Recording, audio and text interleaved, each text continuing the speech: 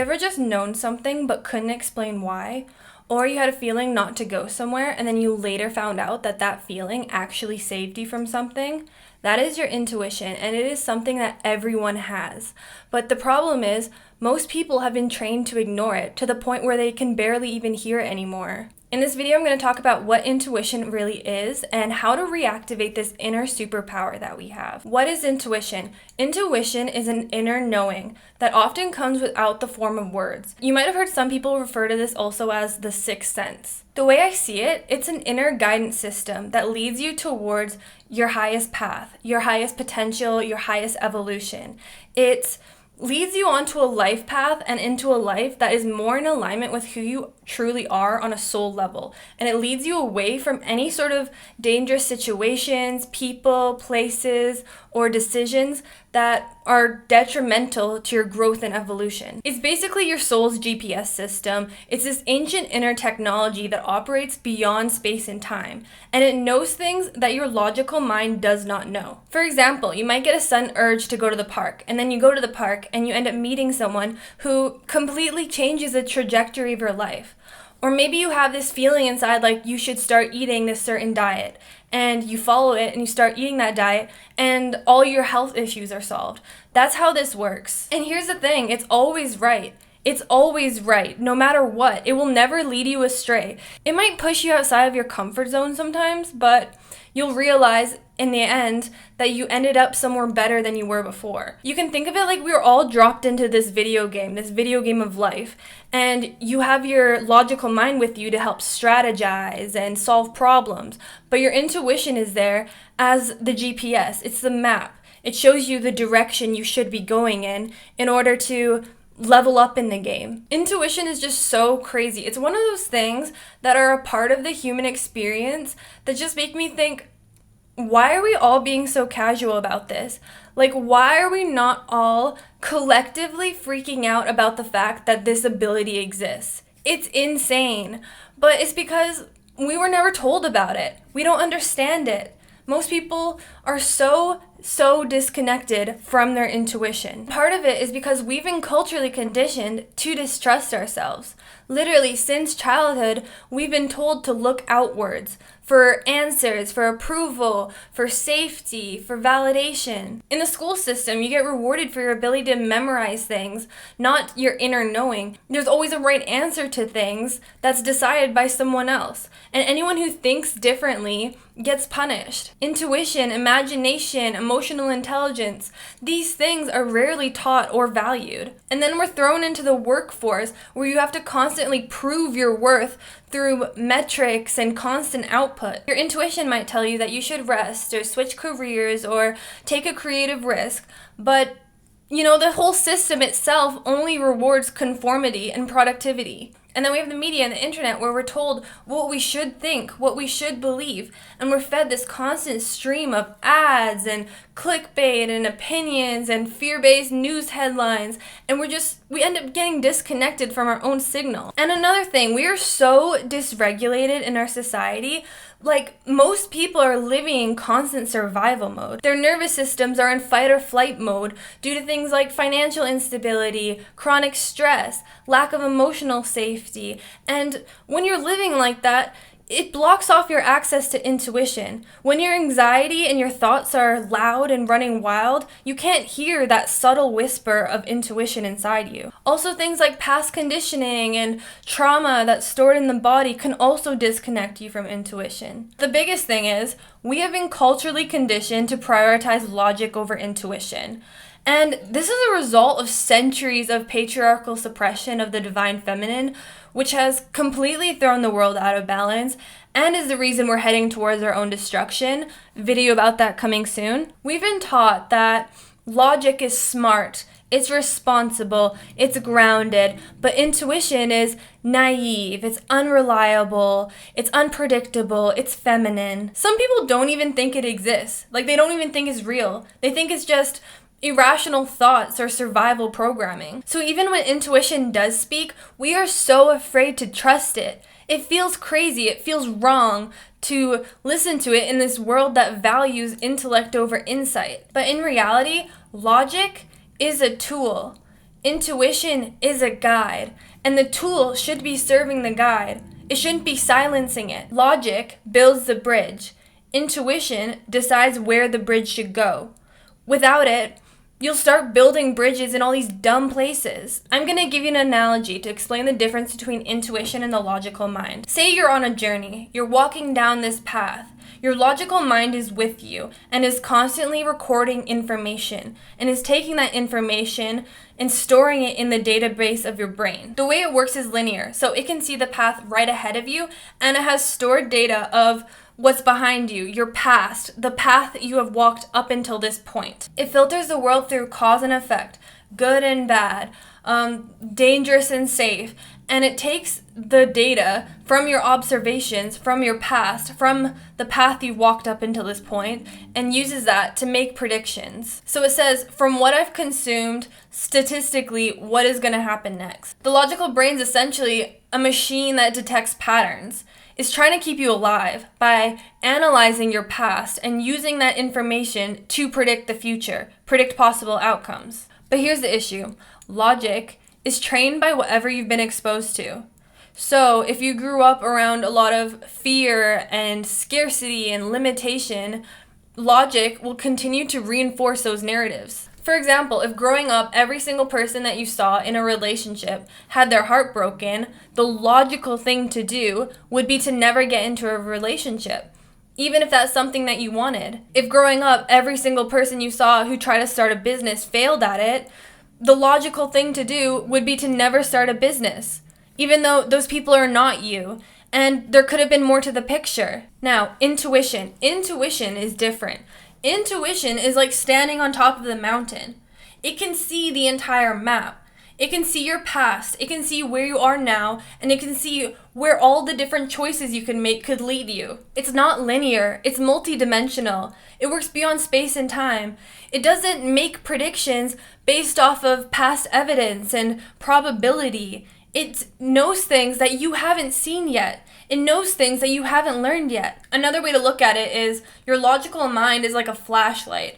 It could illuminate what's ahead of you and what you've already pointed at before. Your intuition, on the other hand, is like the moon, is the moonlight. It can illuminate the entire path, even the places that you haven't walked yet. So you're walking on this path, and your logical mind might say, we should keep going left because, we tried turning right a few times and it was a dead end. So the logical thing to do would be to keep going left. But your intuition, it can see all the paths. It can see where they all lead to. Your intuition might know if you keep going left, you're going to fall off a cliff. But you don't have the data in your brain database to predict that. And this is the problem, okay? We've been taught to treat logic as the master. And we see intuition as just this vague gut feeling that you should probably just ignore. And we end up talking ourselves out of aligned decisions. We delay taking action because our logical mind hasn't found enough evidence to prove to itself that it's safe to move forward. And this happened to me with YouTube because I felt intuitively called to start posting on YouTube, but I pushed it off for a long time. I delayed it because my logical brain wanted evidence. I wanted proof that it's safe for me to do it. I wanted proof that I was capable of doing it. I wanted proof that I wasn't going to get burned at the stake for speaking my mind and speaking about these sort of things. But here's the thing, you're never going to get that proof because you never walked that path before. The only way you'll get the evidence that you're looking for is through walking that path. Your logical mind is always looking for what's realistic, but your intuition is looking for what is aligned to your highest path, even if you don't understand it. I'm not saying you should ignore logic. Logic is important, but logic and intuition should be working together as a team, and it should be used in the right order. The correct order is intuition receives a signal. It gives you the direction, the yes or no, the inner nudge. But then logic should serve that. It should strategize, it should plan, it should help execute. Intuition is the compass, logic is the map maker. So if you end up reversing the order, you end up building this detailed map that's going the wrong direction. To follow your intuition, sometimes I feel like your logical brain just needs to shut up. Like it just needs to quiet for a bit because that part of your brain is just so heavily conditioned. Also, a lot of people confuse intuition with instinct. They are so different. They are not the same thing. And I don't know where this this came from. I think it's due to just Darwinism or like this materialist worldview. But the best way to explain the difference is instinct is based off of past conditioning. Intuition arises when past conditioning is removed or quiet. Also, a lot of people struggle with telling whether something is intuition or it's fear, intuition or anxiety. First, I want to say intuition is not the same thing as emotions. It's not the same thing as feelings. Even though we sometimes will use the word feelings to describe intuition, like, oh, I feel like I should do that. But that's just semantics because it's not the same thing. If anything, it's a knowing. Emotions usually come as a reaction to something, like a thought or a memory or a belief. And even though emotions and feelings, they're valid, you can't trust them in your decision making because they're not an arbiter of truth. Your thoughts can change your feelings and emotions, but your thoughts cannot change your intuition. Also, intuition, the way it works, it's very quiet, it's very subtle, and it's very fast.